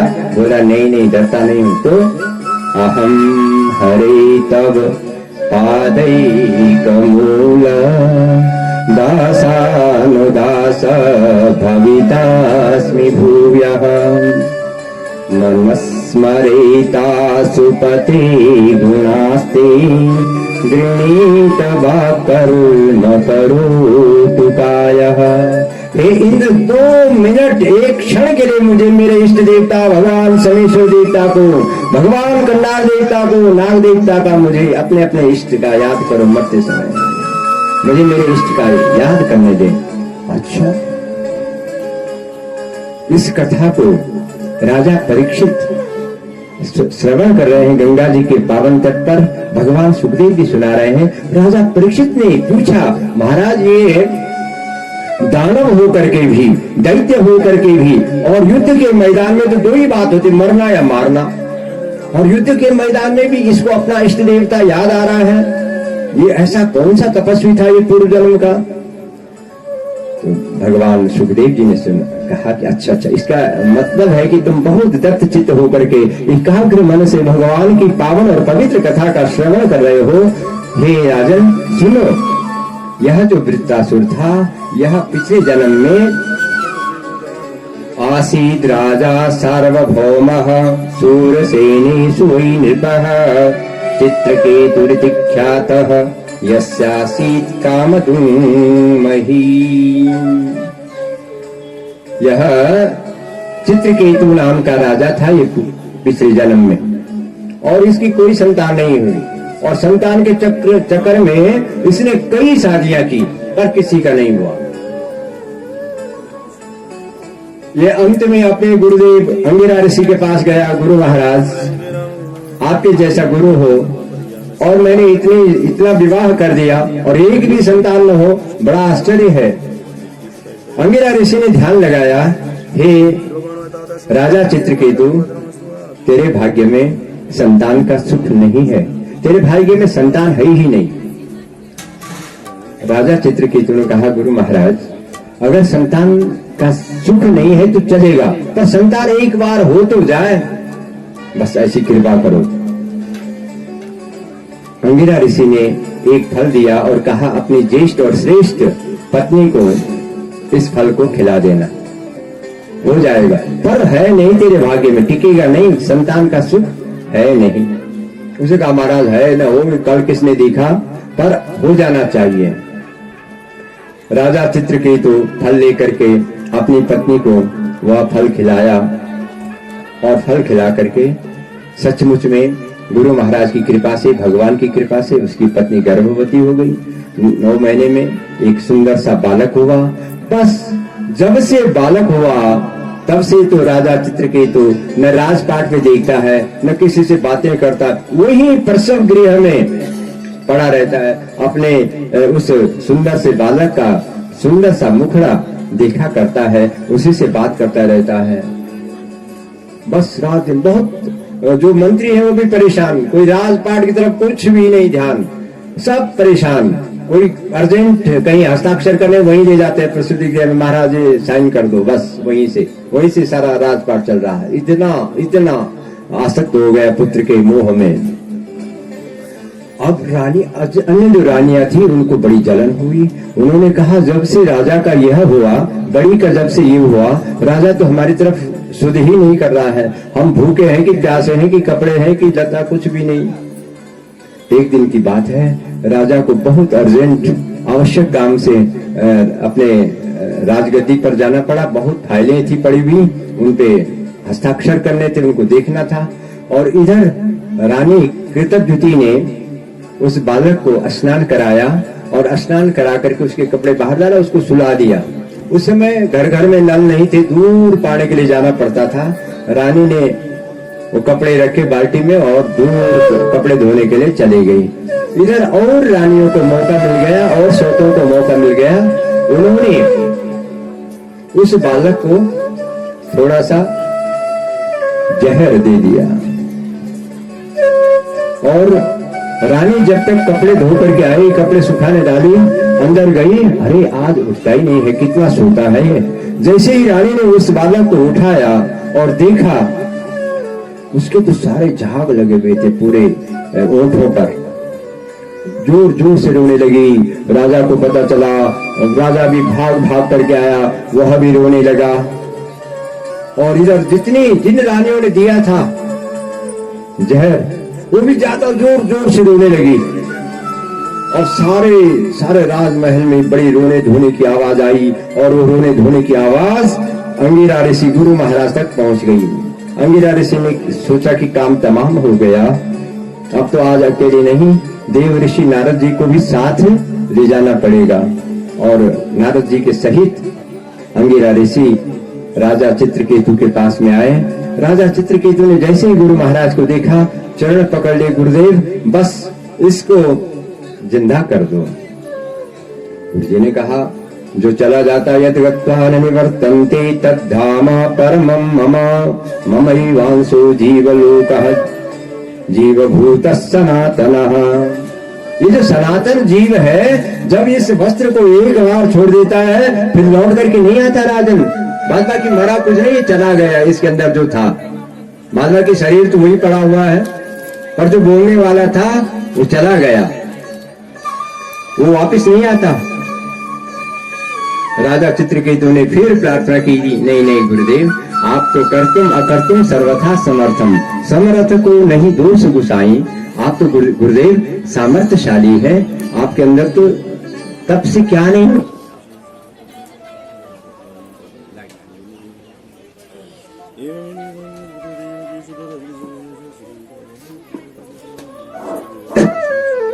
तप से क्या नहीं हो सकता, तपो ही दुरति क्रमः। नहीं नहीं, बिल्कुल जीवित नहीं हो सकता। अब राजा चित्रकेतु ने गुरुदेव के चरण ही पकड़े, गुरुदेव मैं तो आपके सामने ही प्राण छोड़ दूंगा यदि ये जीवित नहीं होगा। अरे जीवित नहीं होता, अच्छा गुरुदेव तो बात तो करा दो इस जीव से। अच्छा चलो बात करा देंगे। और अंगिरा ऋषि ने सीधे उस जीव से डायरेक्ट फोन मिलाया और एक दे दिया उसके पास के लिए, सुन क्या कह रहा है, मिल कर बात कर। पहले अंगिरा ऋषि ने बात की, जीवात्मन पश्य भद्रम ते मातरम पितरम च ते। हे जीवात्मा, देख तो ये तेरे माता पिता तेरे लिए विभोर है, व्याकुल है, करुण क्रंदन कर रहे हैं, रो रहे हैं, छाती पीट रहे हैं, व्याकुल है, उचित है, व्यथित है, परेशान है, आजा वापिस। वह जीव हंसने लगा और कहने लगा, बहूनि मे व्यतीतानि जन्मानि तव चार्जुन तान्यहं वेद सर्वाणि न त्वं वेत्थ परन्तप अजोपि सन्न वे आत्मा भूतानाम ईश्वरोऽपि सन्। अरे वो हंसने लगा और कहने लगा कि कभी ये मेरे पिता बनते हैं और कभी मैं ये इनका पिता बनता हूँ, कभी मेरे बेटे बनते हैं, कभी मैं इनका बेटा बनता हूँ। ये तो चक्रार पंक्ति गच्छति भाग्य पंक्ति, तो चक्र चल रहा है। कभी मुझे धोखा देते हैं, पिछले जन्म में इन्होंने मुझे धोखा दिया था, इस जन्म में मैंने इनको धोखा दे दिया। तो पुत्र बोला कई प्रकार को, कोई शत्रु पुत्र, कोई मित्र पुत्र। बोला, हंसने लगा वह जीव। जैसे ही राजा चित्रकेतु ने यह कहा, ये अपने आप कानों से सुना कि जिसके लिए मैं रो रहा हूँ, जिसके लिए मैं तड़प रहा हूँ, वो मुझ पर हंस रहा है और कह रहा है कि ये तो हमारा बहुत पुराना रिश्ता है, कभी इसने मुझे धोखा दिया और आज मैंने इसको धोखा दे दिया, ये तो बहुत पुराना है। तो राजा चित्रकेतु ने कहा, गुरुदेव आप हटाओ। वो पटक दिया वो फोन, और उस जीव के जो भी और दैहिक संस्कार थे वो सब किए। और अब गुरु महाराज से कहा, गुरुदेव अब मुझे कोई बहुत बढ़िया सा मंत्र दे दो, छोड़ो ये जंजाल। और गुरु जी ने भगवान शिव जी का बहुत बढ़िया मंत्र दिया, शंकर जी का, और शंकर जी का आराधना करने की जय, बोली भोलेनाथ भगवान की जय। भोलेनाथ से निराला, भोलेनाथ से निराला, भोलेनाथ से निराला, भोलेनाथ से निराला कोई और नहीं। भोलेनाथ से निराला, भोलेनाथ से निराला कोई और नहीं। भोलेनाथ से निराला, भोलेनाथ से निराला कोई और नहीं। भोलेनाथ से निराला, भोलेनाथ से निराला कोई और नहीं।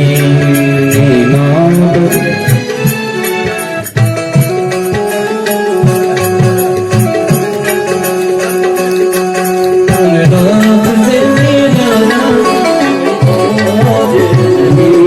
भोलेनाथ से निराला, भोलेनाथ से निराला कोई और नहीं। भोलेनाथ से निराला शंभुनाथ से निराला कोई और नहीं। कोई और नहीं, कोई और नहीं, कोई और नहीं, कोई और नहीं। भोलेनाथ से निराला, भोलेनाथ से निराला कोई और नहीं। भोलेनाथ से निराला कोई और नहीं।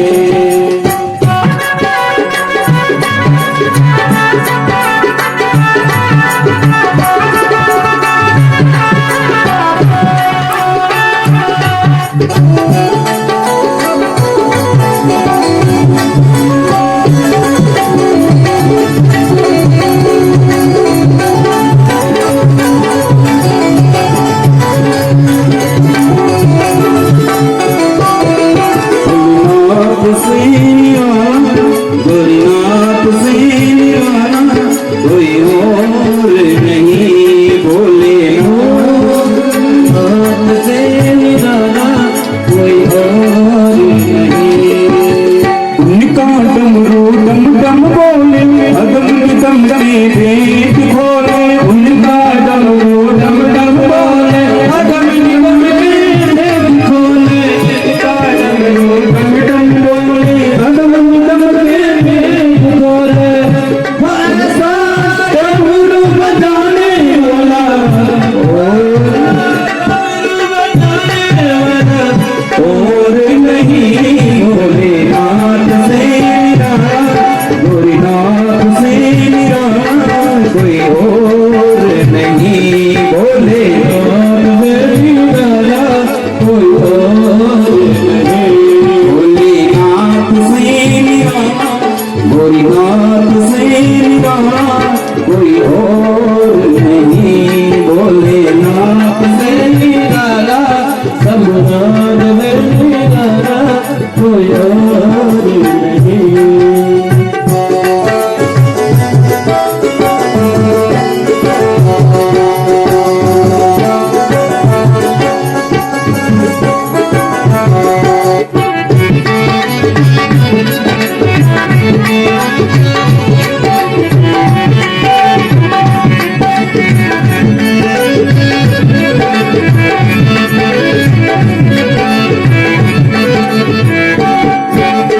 आया जब जब करवट बदली, बाप छलकती अगले पिछले।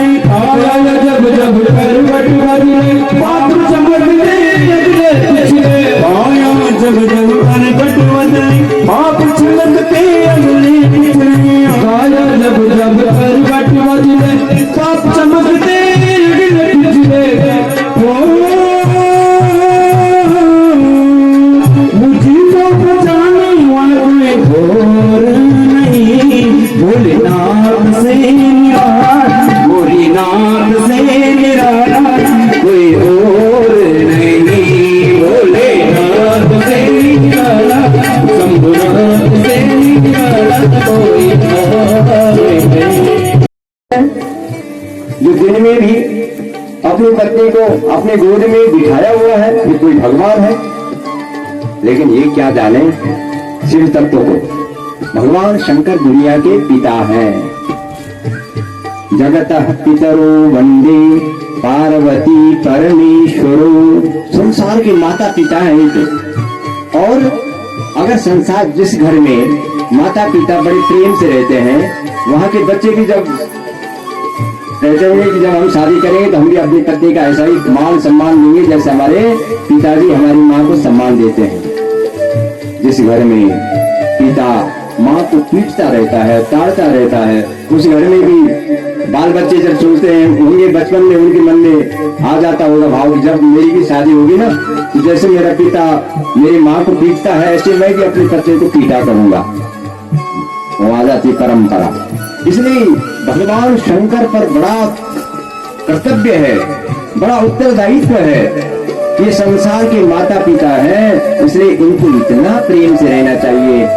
कहत न भिन्न, जैसे शब्दार्थम इव संपृक्तो भागार्थ प्रतिपत्ति। जैसे हमने कोई शब्द बोला उसका अर्थ आ गया, शब्द है तो उसका अर्थ भी है। ऐसे ही भवानी और शंकर है, ऐसे ही पार्वती और परमेश्वर भगवान शिव है। ये तो दुनिया के माता पिता है। ये दुनिया को शिक्षा देने के लिए कि आप अपनी पत्नी को गोद में क्या आपको आंखों में बसाना चाहिए, है ना। कल तो आपने सुना नहीं, तुम जीवितम तुमसि मे हृदयम द्वितीयम तुमको नयनयोरमृतम तुमंगी। तुम तो हमारे आंखों के लिए चंद्रमा हो, तुम तो हमारा हृदय दूसरा हृदय हो। तो भगवान शंकर इतना आदर देते हैं अपनी पत्नी को। लेकिन इसने तो उल्टा समझ लिया, इसने सोचा कि शंकर जी में इतनी वासना है, ये अपने गुरु जी को गाली देने लगे। गुरु जी ने मेरे 7 दिन बेकार बर्बाद किए, 7 दिन तक जो मैंने तपस्या की, ये कोई भगवान हो सकता है क्या। और हंसने लगा ये हर चित्र की। तुम भगवान शंकर तो क्षमाशील है, क्योंकि देवादिदेव महादेव है, बड़े देवता है ना, तो क्षमा बढ़ाने को चाहिए। ये बड़े देवता इसलिए बनते हैं कि उनके पास क्षमाशील होते, धैर्य है। कुछ नहीं बोले, लेकिन पार्वती जी से रहा नहीं गया और उसने कहा, दुष्टात्मन, हे दुष्टात्मा, तुम पापी यासिन ही दुर्मते, हे दुर्मते, तू दैत्य योनि में तेरा जन्म होगा अगले जन्म में, जाओ। शाप दे दिया, तो असुर बनेगा, दैत्य बनेगा, दानव बनेगा। और यह गिड़गिड़ाने लगा। जैसे पार्वती जी ने इसको शाप दिया, हे मां, तू तो दयालु है, तू तो कृपालु है, मुझे क्षमा कर दे, मेरी समझ में नहीं आई, अल्प बुद्धि है, कमजोर बुद्धि है, मैं अपनी आंखों से आंखों से विजन नहीं है, मुझे दृष्टि नहीं मिली है, गुरु की दृष्टि, मंत्र मिला पर दृष्टि नहीं मिली। और जैसे दृष्टि वैसी सृष्टि। जब हमारी नजर सुधर जाएगी, हमें सारे संसार में और ही सब में भगवती सिया राममय सब जग जानी, करहु प्रणाम जोरी जोर पानी। चलेगी जानी सिया में सब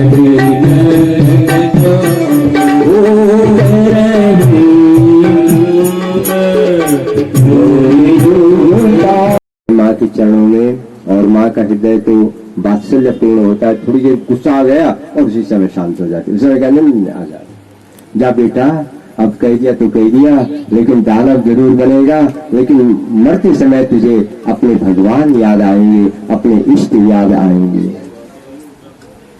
यही कारण है कि युद्ध के मैदान में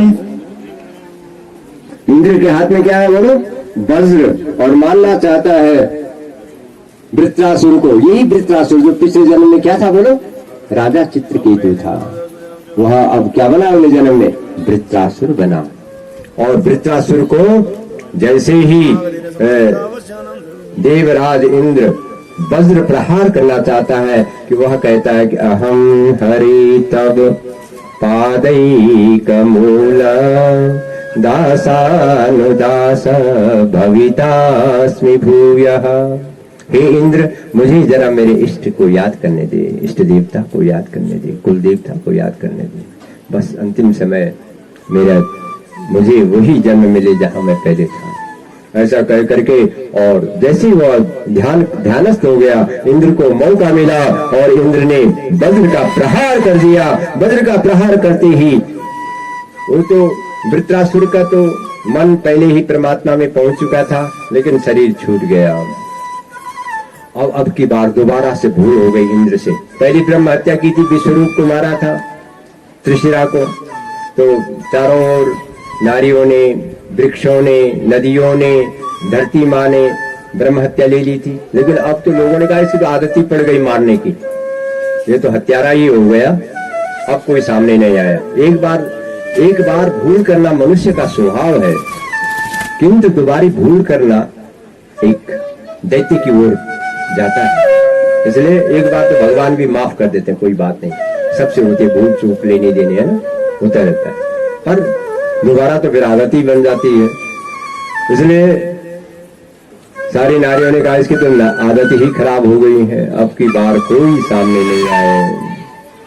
अब इंद्र के पीछे ब्रह्म हत्या पड़ी, आगे आगे इंद्र, पीछे पीछे ब्रह्म हत्या, भागते भागते सब सारे जगह गए, किसी ने शरण नहीं दिया। ऐसे गलत आदमी को कौन शरण देगा? अगर कोई पापी आदमी को, कोई हत्यारे को अपने यहाँ रखेगा तो वो भी तो बंद हो जाएगा, उसके पीछे भी तो पुलिस पड़ेगी।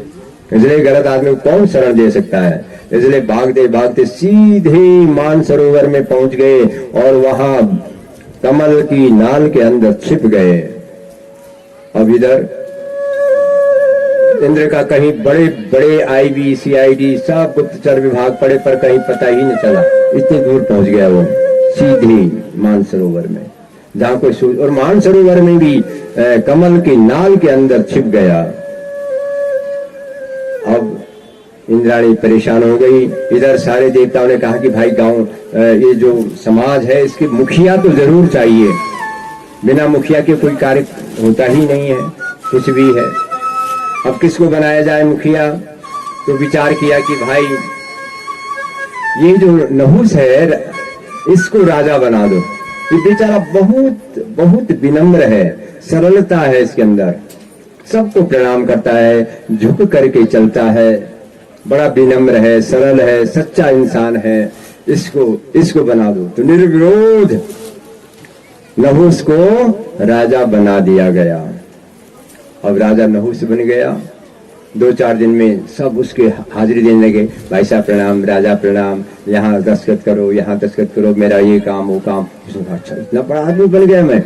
अब धीरे धीरे अधिकार तो मिल गया, लेकिन उसकी कर्तव्य थी कि सबका सेवा करता, समाज की सेवा करता, पर वो तो कर्तव्य भूल गया। अधिकार मिल गया पर कर्तव्य भूल गया। धीरे धीरे वो दूसरी तरफ उसकी दृष्टि जाने लगी। उसे कहा जब राज्य का पूरा अधिकार मेरे हाथ में है, तो जो राजा की पत्नी, पहला वाला राजा था, उसकी जो पत्नी है वो भी मेरे ही अधिकार में आ गई है। इसलिए उसने जल्दी से अपना स्टेनो बुलाया और उसे कहा कि एक पत्र छाप, एक चिट्ठी लिख। किसके लिए? राजा इंद्र की पत्नी के लिए। बोला क्या लिखे महाराज? बोला लिखो कि राजा मैं हूं और आपको इधर आना है और मेरी सेवा करनी है। आप, उसने भी राजा का आदेश है तो आदेश अब बना दिया, लोगों ने तो बना दिया, अब तो जो चाहेगा वैसा होगा। जल्दी से चिट्ठी गई। बोला इसको जल्दी अर्जेंट डाक है ये। इंद्र की पत्नी के पास पत्र पहुंचा, वो तो रोने लगी। मेरा सतीत्व धर्म, मेरा पातिव्रत धर्म सब खत्म हो जाएगा, क्या करें क्या करें। तो बंदो गुरु पद पद्म परागा, सुरुचि सुवास सरस अनुरागा। अपने गुरु महाराज, अपने कुल पुरोहित श्री बृहस्पति जी महाराज की शरण गई सची इंद्राणी और गुरु महाराज से अश्रुपात बहाने लगी। गुरुदेव देखो ये चिट्ठी आई है, क्या करें? गुरु बृहस्पति ने कहा इसमें घबराने क्या बात है? धैर्य धीरा तरंत मृत्युम। अरे धैर्य पूर्वक धीर मृत्यु को भी पार कर जाते हैं। और आप तो क्षत्राणी है, साहस है, शौर्य है और बुद्धि है, विवेक है, शक्ति है, पराक्रम है। घबराने से काम नहीं चलता, इसलिए साहस पूर्वक, धैर्य पूर्वक पत्र का जवाब पत्र से ही दे दो। बोला क्या लिखे गुरुदेव? बोला मैं साधारण नारी नहीं हूं, मेरा भी कोई मान सम्मान है। आप ऐसा करें कि आप पालकी पर बैठ करके मेरे महल पर आ जाएं और उस पालकी को ढोने वाले कोई साधारण न हो, उस पालकी को ढोने वाले जो बड़े बड़े ऋषि हो, भृगुर वशिष्ठ प्रतरंग रास्ता मनु पुरस्ता पुलहस्त गौतमा, बड़े बड़े ऋषि मुनि हो, वो आपकी पालकी को उठाएं और आप सज धज करके मेरे घर में आ जाए, फिर मुझे कोई आपत्ति नहीं है, मैं भी आ जाऊं। राजा नहुस के पास पत्र पहुंचा। राजा उसने कहा कि मेरे बाएं हाथ का खेल है, इतना काम कराना। तो उसने तुरंत सब बड़े बड़े जो मुख्य मुख्य तपस्वी ऋषि थे, भृगु महाराज, वशिष्ठ, अंगिरा, विश्वामित्र, बड़े बड़े ऋषियों को पत्र लिख दिया कि आप यहाँ आ जाएं। उन्होंने सोचा बहुत बड़ा यज्ञ कर रहे होंगे राजा नहुस, अब राजा बना है तो वो भी अपने कहीं पंचपात्र था, कहीं माला थी, कहीं रुद्र की किताब, कहीं चंडी की, अपने सब समेट लिया, धोती पोथी सब ले करके बिल्कुल नहा धो करके पहुंचे राजा नहुस के दरबार में। देखा यहाँ तो कुछ भी ऐसा लग नहीं रहा कि यहाँ कोई पूजा पाठ का उपक्रम चल रहा हो। न वहाँ पीपल के पत्ते, न गंगा जल, न कोई विधि का सामान दिखाई दे रहा था, न श्रीफल, न कुछ। उन्होंने मंत्रियों से पूछा कि भाई यहाँ कहाँ पर वेदी बनानी है? बोला महाराज वेदी नहीं। तो बोला वो सामने जो सोने की पालकी सजी हुई है, हाँ वो उस पे अभी राजा ब्यूटी पार्लर में गए हैं सजने के लिए, अभी आएंगे और आकर के आपने उठाना है। कहाँ जाएंगे? बोला वो जो पूर्व राजा थे उनके महल में। किसके यहाँ? वो तो उनका तो पता ही नहीं। बोला उनकी पत्नी है, उनको राजा ला रहे हैं। अच्छा, राजा का आदेश हो तो ऋषि हो, महर्षि हो, ब्राह्मण हो, कोई भी हो, सबका पालन करना। यथा राजा तथा प्रजा, सबको ही पालन करना होता है। अब लगे सब ऋषि, आया राजा, देर हो गई थी ब्यूटी पार्लर से, उसको भी कहा कि भाई जल्दी जल्दी कर, ठीक से मेकअप। राजा बन ठन करके बड़ा डायमंड, पर्ल, सब हीरे जवाहरात का बड़ा स्वर्ण घटित मुकुट है, आंखों में इंद्र की पत्नी छाई हुई है, और आकर के उस सोने की पालकी में बैठा। ऋषियों से कहा उठाओ, ब्राह्मणों से कहा उठाओ इस पालकी को। बेचारे ब्राह्मण जीवन भर तो वेद पाठ करके ही जीवन नैया चली है, कभी शरीर से तो कोई काम किया ही नहीं। जो भी किया वो बौद्धिक स्तर से किया, बुद्धि से किया। लेकिन अब चलो समय आता है कभी ऐसा भी काम करना पड़े तो क्या करें। चलो भाई उठाओ। बड़ी मुश्किल से राजा को उठा करके कंधे पर रखा। अब बेचारे कभी उनकी कंधा नीचे झुक जाता, किया ही नहीं था काम। अब राजा को तो बहुत जल्दी थी और राजा कहने लगा सर्प जल्दी चलो। और ऊपर से अंगिरा ऋषि को तो पैर से मारने लगे माथे पर, जल्दी चलो। ऋषियों का आया गुस्सा। इतना अच्छा, इतना विनम्र राजा था, लेकिन पद क्या मद भर देता है आदमी में भी, है अधिकार भी क्या कर्तव्य को भुला देता है आदमी को, क्या नशा कर डालता है वो भी। अरे राजा, जिस मद में तो चूर है, जा तू अब सर्प कह रहा है, तुझे सर्प ही बनना पड़ेगा। बस जैसे ही शाप मिला, अब तो राजा नहुस नीचे गिर गया और अब उसकी जो दिमाग में नशा बैठा हुआ था वो चूर चूर हो गया, शरणागत हो गई। ब्राह्मणों से कहा, ऋषियों से कहा, हे अब मुझे क्षमा करो, मेरा उद्धार कैसा होगा? बोला जब द्वापर युग में तुम अजगर योनि में पड़े रहोगे, जब धर्मराज युधिष्ठिर के चरण स्पर्श तुम पर होंगे, तब तुम इस अजगर योनि से छूटोगे, तब तक ऐसे ही बने रहोगे। जिसकी कुदृष्टि है, कुविचार है, कुकर्म है और कुतर्क है और कुभाव है, उनको अजगर की योनि मिलती है और अजगर ही बने रहते हैं।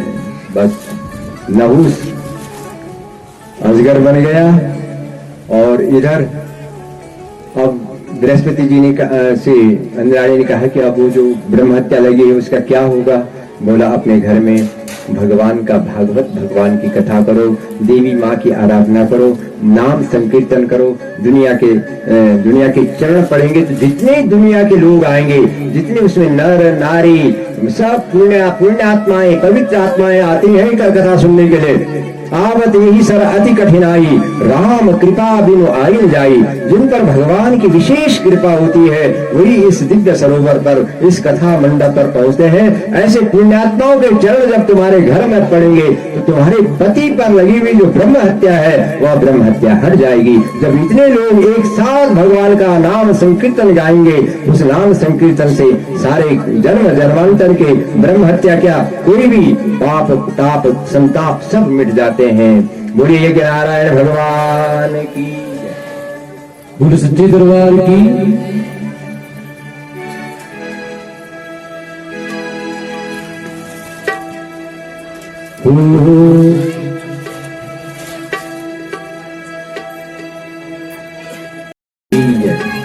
तो उनके घर में बहुत प्रेम से सची ने बहुत श्रद्धा पूर्वक, विश्वास पूर्वक जो पूजा है उसको विश्वास पूर्वक, जिस भगवान की हम पूजा कर रहे हैं उस भगवान पर भरोसा भी होना चाहिए कि भगवान हमारी सब प्रकार से रक्षा करेगा। बिना भरोसे की, बिना विश्वास की पूजा लगती नहीं है। इसलिए जिस देवता की हम पूजा करें उस पर संपूर्ण रूप से विश्वास हो। तो सती ने, इंद्र की पत्नी ने पूर्ण श्रद्धा के साथ में, भाव के साथ में 7 दिन तक अपने घर में भगवान की कथा की।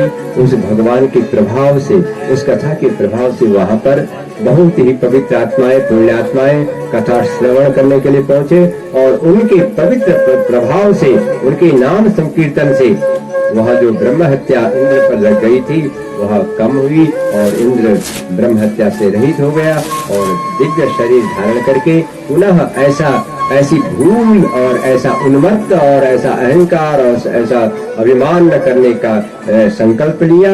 और क्योंकि जब ठोकर लगती है तब आदमी पुनः संभलता है, इसलिए अब इंद्र ने जीवन भर के लिए सत्यनिष्ठा और ईमानदारी से, विनम्रता से जीवन जीने का संकल्प लिया और वह ब्रह्म हत्या से रहित हो गया। जो इस पावन प्रसंग को श्रवण करते हैं उनके जीवन में भी सरलता, सहजता प्राप्त होती है और भगवान की कृपा अनवरत, अविरल और हमेशा सदैव बनी रहती है। बोलिए यज्ञ नारायण भगवान की। इसके बाद श्री सुखदेव भगवान राजा परीक्षित को भगवती गंगा के पावन तट पर कथा सुनाते हुए कहते हैं, हे राजन, एकदा सुराट पुत्रम अंतमारोप्य पांडवः।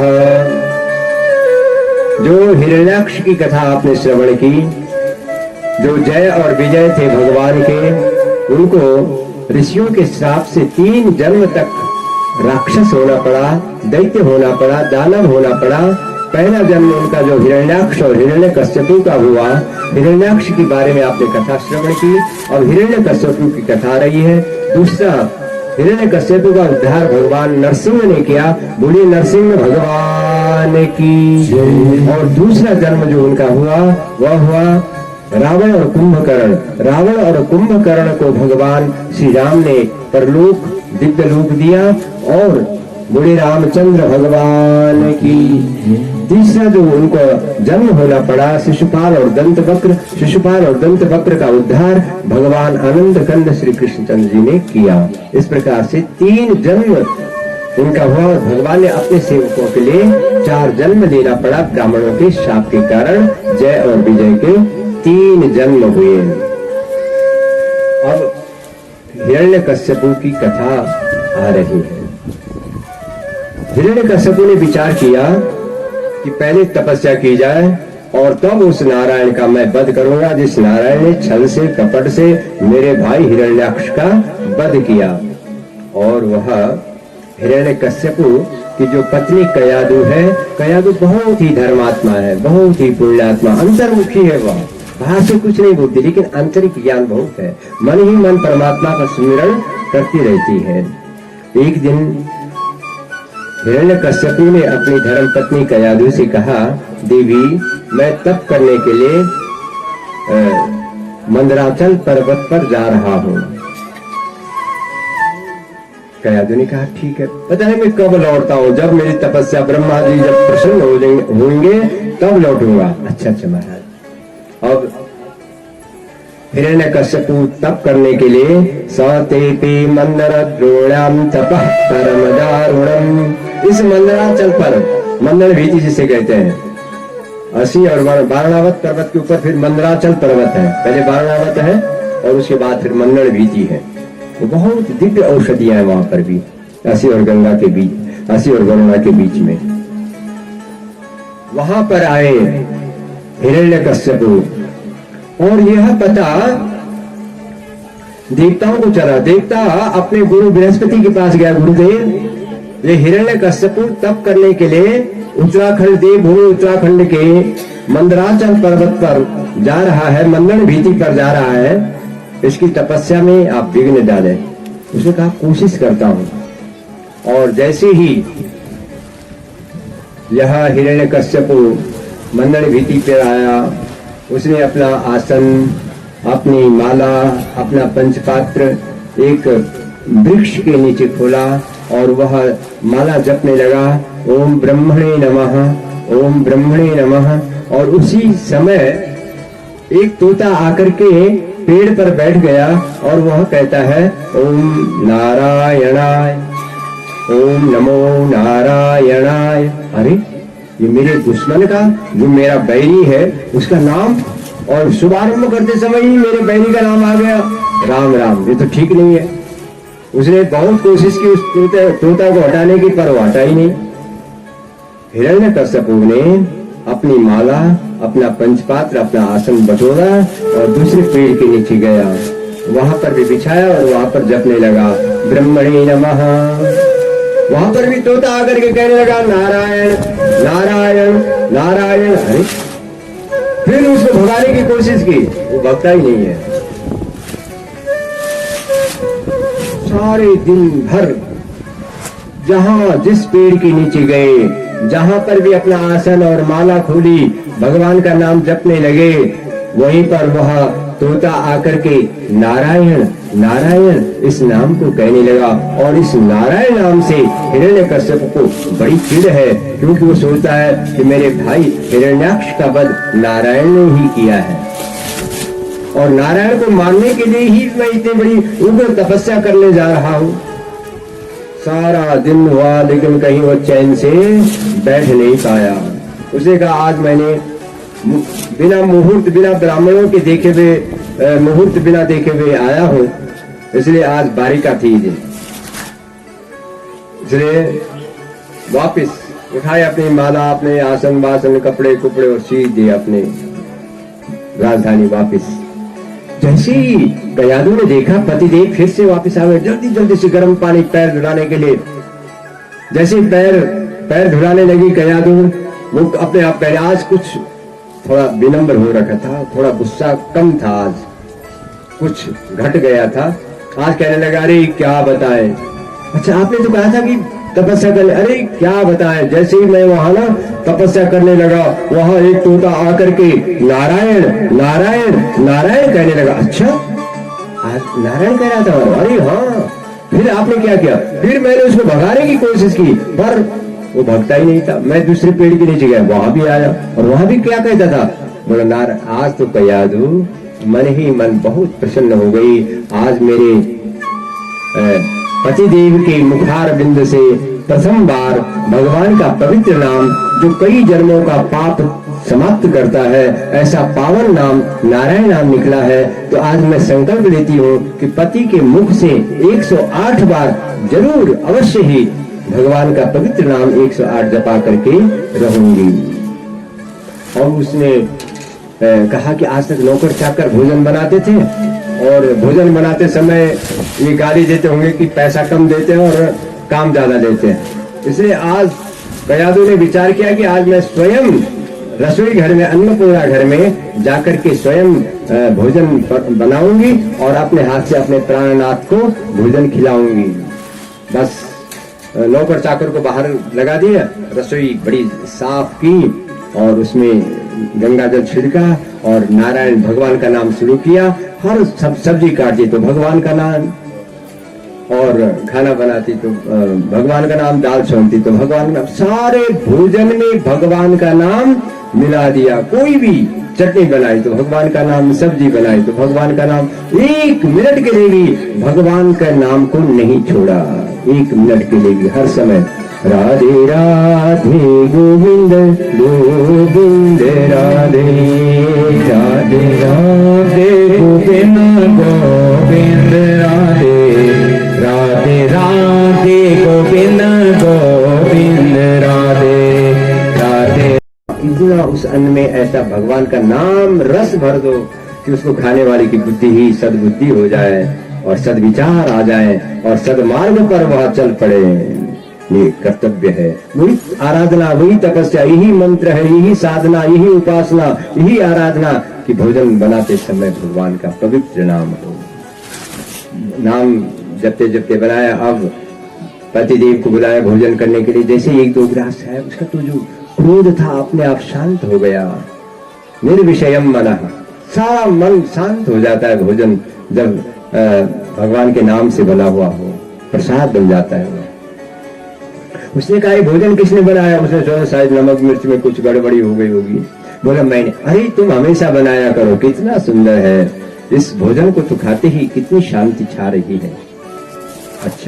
अच्छा महाराज, आप बताओ, जब मैं आपके पैर धुला रही थी तो आप कह रहे थे कि वहां कोई तोता आया और क्या क्या, मुझे तो ध्यान ही नहीं। अरे तू कितनी इतनी जल्दी भूल जाती है। मैंने कहा जैसे ही मैं माला जपने लगा ना, वहां एक तोता आया और वह तोता नारायण नारायण नारायण कहने लगा। और तो जानती है कि नारायण नाम से मुझे बड़ी चिढ़ है, इसी नारायण ने मेरे भाई हिरण्याक्ष का वध किया है।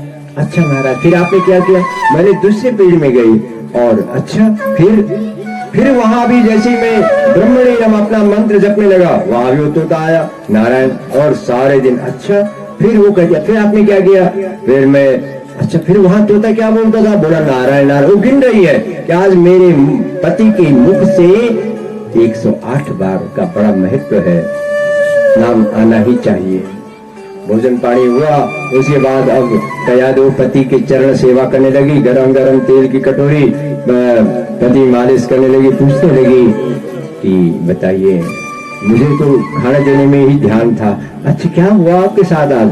अरे कितनी बार पूछेगी, इस बात को बार बार रिपीट कर रही वही बात। अरे मैं जैसे ही भगवान का नाम जपने लगा, अपने इष्ट का नाम जपने लगा, वहां तोता आया, वो नारायण नारायण नारायण नारायण कहने लगा। अच्छा फिर मैंने आसन बदला, उसको भगाने की कोशिश की, पर कुछ भी नहीं हुआ। फिर मैं अंत में वापस आया, मैंने कहा ब्राह्मणों से दिन मुहूर्त पूछ करके। अच्छा फिर आप तोता सचमुच में ऐसा बोलता? क्या बोलता था महाराज तोता? बोला अरे श्रीमन नारायण नारायण नारायण, श्रीमन नारायण नारायण नारायण, श्रीमन नारायण नारायण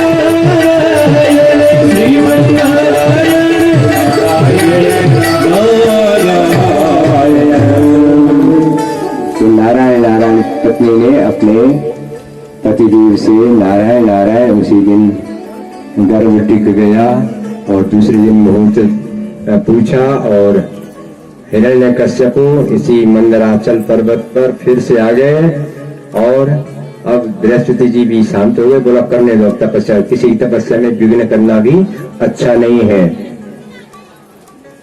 सतेपे मंदर द्रोण्याम तपः परम दारुणम ऊर्ध्वबाहो नभो दृष्टि पादांगुष्ठश्रितावली। उस हिरण्यकश्यपु ने मंदराचल पर्वत पर ऊर्ध्वबाहो हाथ ऊपर, नभो दृष्टि आकाश की ओर नजर, पादांगुष्ठश्रितावली पैर के अंगूठे पर खड़े होकर के साधना करता था। इतनी कठोर साधना। कई 5 वर्षों तक किया। 5 वर्ष बाद ब्रह्मा जी का दर्शन हुआ। ब्रह्मा जी ने कहा मैं तुम्हारी तपस्या से प्रसन्न हूँ, वर मांगो। उसने कहा महाराज मैं अजर और अमर हो जाऊं। ब्रह्मा जी ने कहा यह मृत्यु लोक है, जातस्य ही ध्रुवो मृत्यु ध्रुवम जन्म मृतस्य च, तस्मात् अपरिहारार्थी न तुम सोचितुमर्हसि।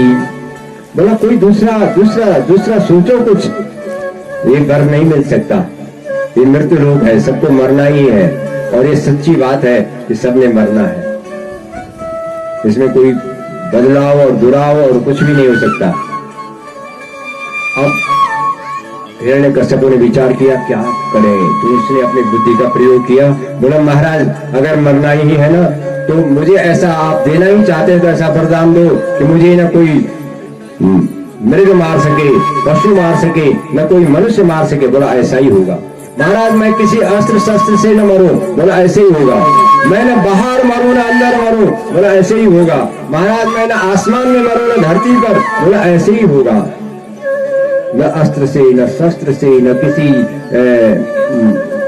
मृग से, पशु से, न किसी मनुष्य से, न अंदर न बाहर, न धरती पर न ऊपर, न अंदर न बाहर। बोला ऐसे ही होगा। अब इस वरदान को लेकर के हिरण्यकश्यप आए और हिरण्यकश्यप का प्रभुत्व हो गया और उसको राज्य का अधिकार मिल गया। उसने राज्य के अधिकार में यज्ञ याजन और पूजा पाठ, तप जप होम सब बंद करवा दिए। नारियों का सम्मान, कन्याओं का पूजन, ब्राह्मणों का पूजा सब बंद करवा दिए। और एक दिन पुत्र 5 वर्ष का हो गया, उसको विद्यालय में भेजा और शाम को जैसे ही वह पुत्र स्कूल से आया उसको उठाया। क्या नाम रखा तेरी माँ ने? प्रहलाद। अच्छा बड़ा सुंदर नाम रखा प्रहलाद। हाँ पिताजी। पर मानी दूसरे को आह्लाद मानी जो खुशी दे, आनंद दे, उसको कहते हैं प्रहलाद। अच्छा आज क्या पढ़ा बेटा तुमने स्कूल में? पिताजी वो तो याद नहीं है, पर जो मुझे आता है ना पिताजी उसको बता दो। हाँ हाँ वही बता दे। श्रवणम कीर्तनम विष्णोः स्मरणम पाद सेवनम अर्चनम वंदनम दास्यम सख्यम आत्मनिवेदनम। हे पिताजी भगवान की नवधा भक्ति होती है, 9 प्रकार से भगवान मिलते हैं। श्रवणम सुनने से, कीर्तनम भगवान का संकीर्तन करने से, स्मरणम बार बार सुमिरण करने से, पाद सेवनम भगवान की चरणों का याद करने से, चरणार अरविंदों को देखने से, स्मरणम पाद सेवनम अर्चनम पूजा करने से, उनको स्नान कराओ, फिर गंगा जल से, दूध से, दही से, घी से, शक्कर से, मधु से, शुद्ध जल से चंदन लगाइए, सिंदूर लगाइए, अक्षत लगाइए, पुष्प लगाइए, धूप दिखाइए, दीप दिखाइए, कर्पूर आरती कर दीजिए। इससे भगवान प्रसन्न। पूजनम स्मरणम पाद सेवनम अर्चनम वंदनम दास्यम सख्यम आत्मनिवेदनम।